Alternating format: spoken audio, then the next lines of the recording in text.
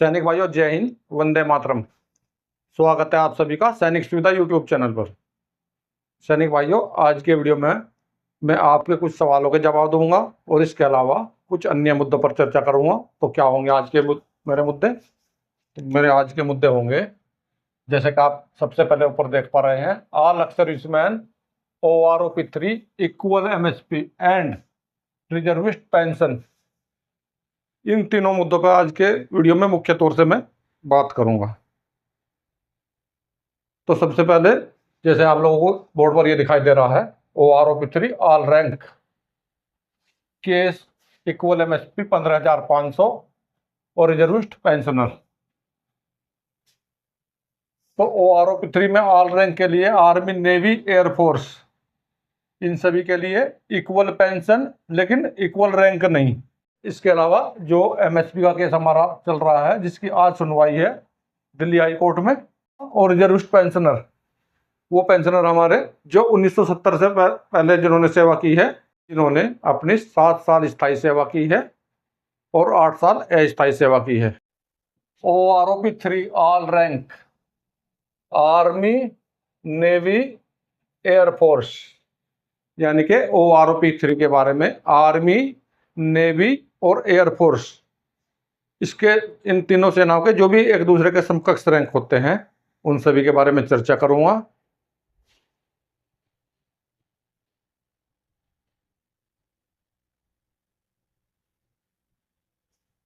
OROP3 all ranks army, navy and air force.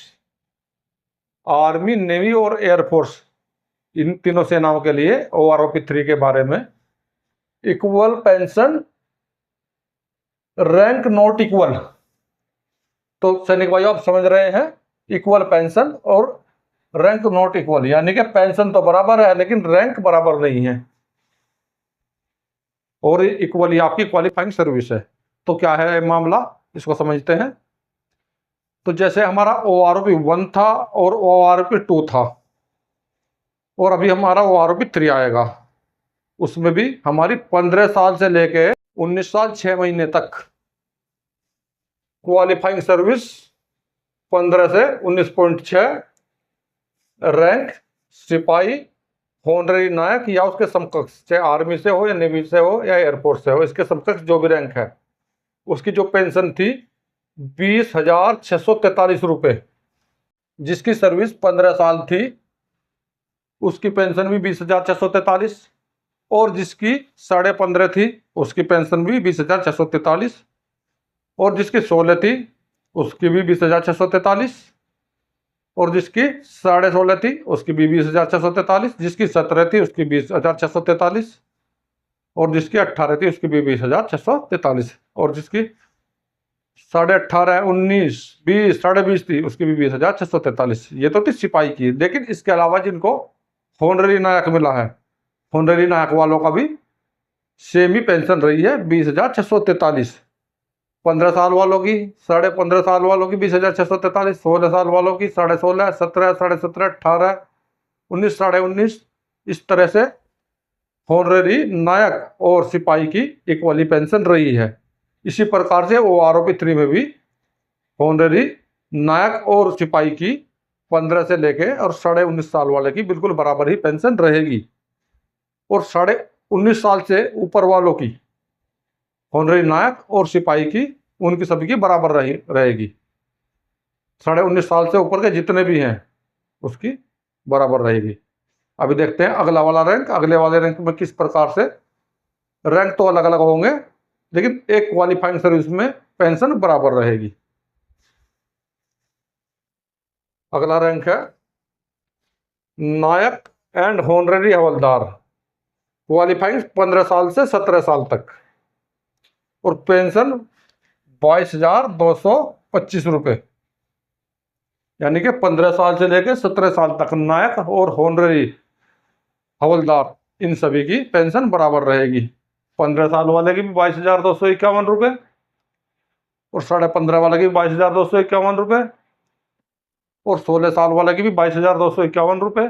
इसी प्रकार से होनररी हवलदार की भी 15 वाले की भी 22,251, 16 वाले की भी, 16.5 वाले की और 17 वाले की भी, इनकी भी 22,251 रहेगी, यानी कि बराबर रहेगी। रैंक अलग अलग रहेंगे लेकिन पेंशन जो है बराबर रहेगी। इसके अलावा 17.5 साल से लेकर 20 साल तक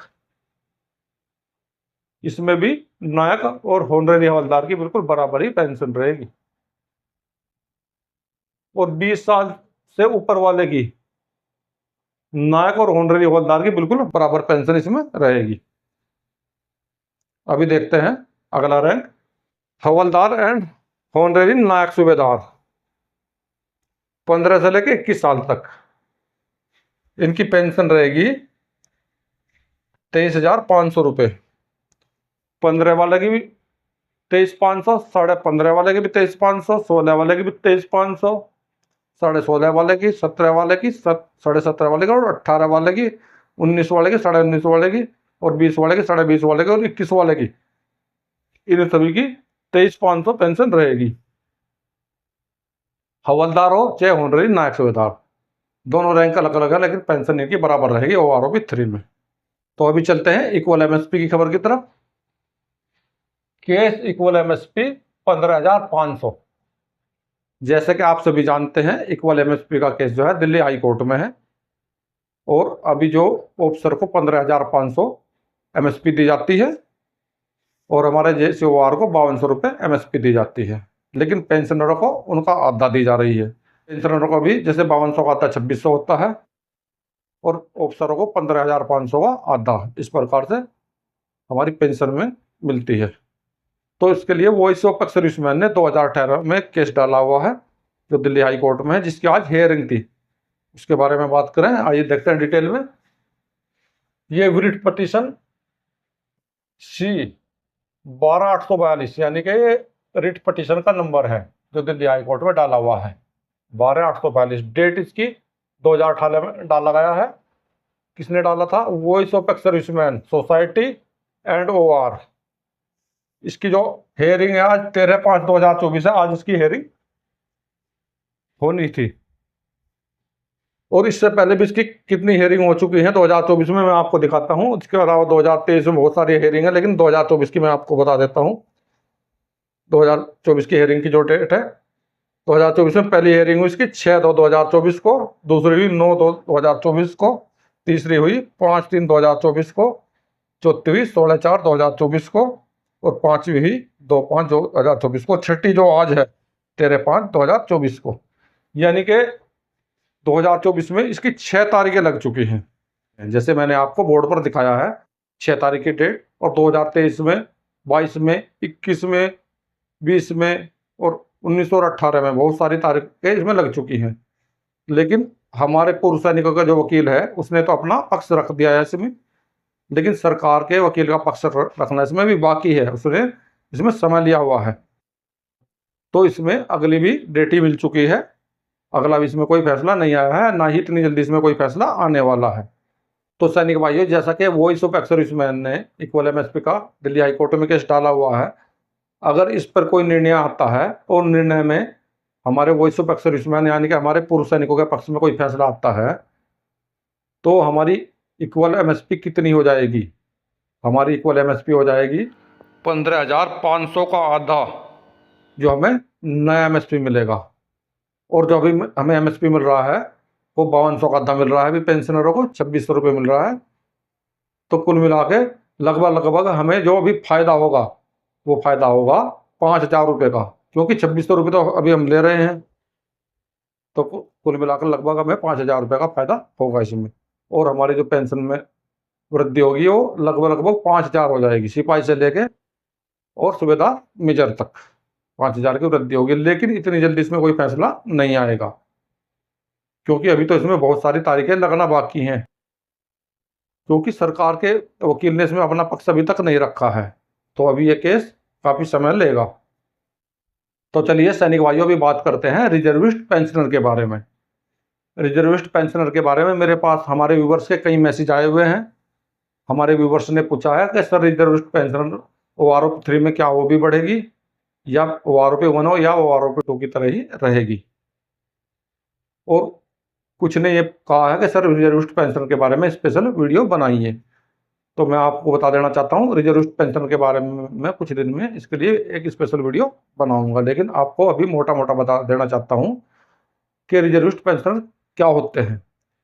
1970 से पहले यानी कि अंग्रेजों के टाइम में जो हमारे सेना में भर्ती होती थी वो रंग के आधार पर होती थी, और रंग के आधार पर जो सेना में भर्ती होती थी उसमें 8 साल लगातार सर्विस करनी होती थी, और 7 साल के लिए उसमें टेम्परेरी तौर पर सर्विस करनी होती थी।